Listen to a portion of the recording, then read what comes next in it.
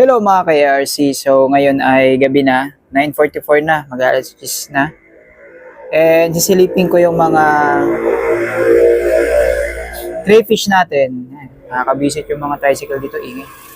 So normally pag gabi, nanginginain talaga to. So ito yung iba. Ito yung maliliit dito guys. Hindi ko pa pala nalalagyan ng pagkain to. So naghahanap na yan ng pagkain. Okay, ito yung mga pinaparami natin Blue Dream. Dami nila ngayon, no? Dami. Tapos, puntahan natin. Ito, naset ko na nga pala to kanina. Nilagay ko na dyan sa gilid. Kasi dyan talaga siya nakalagay. So, sasetapan natin yan ng angelfish. School of angelfish. Tapos, planted tank. So, katabi nitong pond. So, bago ko ipakita sa inyo yung ARC, ito muna, pakita ko sa inyo yung paborito kong pond. Kasi set ko lang nito 1 month ago. Pero sobrang blooming na agad.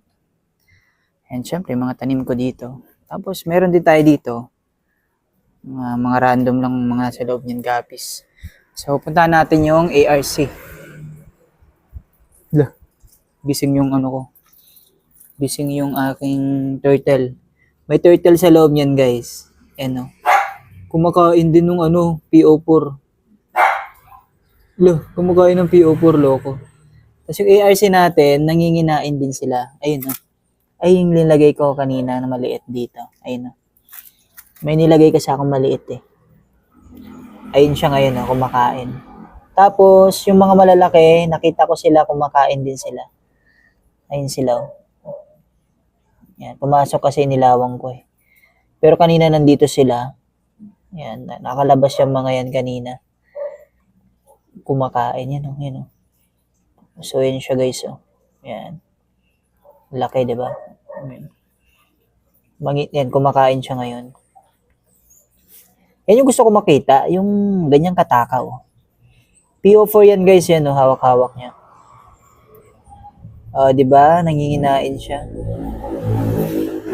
So, natuwa naman ako makita na masigla tong aking ARC at kumakain na sila. Ilang naman gusto ko makita eh. So sa mga nagsasabi masyado raw mataas, ito yung isa nagagala. Ayun. Pag gabi talaga sila active, tama nga naman sila. Pero nandun sila sa dating lagayan nila, hindi sila ganyan ka-active. Dito lang simula nung nilagyan natin ng continuous flow ng tubig. Parang nagustuhan talaga nila yung ganitong environment. Gusto yata nila magpakitang gilas. Tapos tinan nyo, magkasundo yan ng turtle ko guys. Magkasundo sila.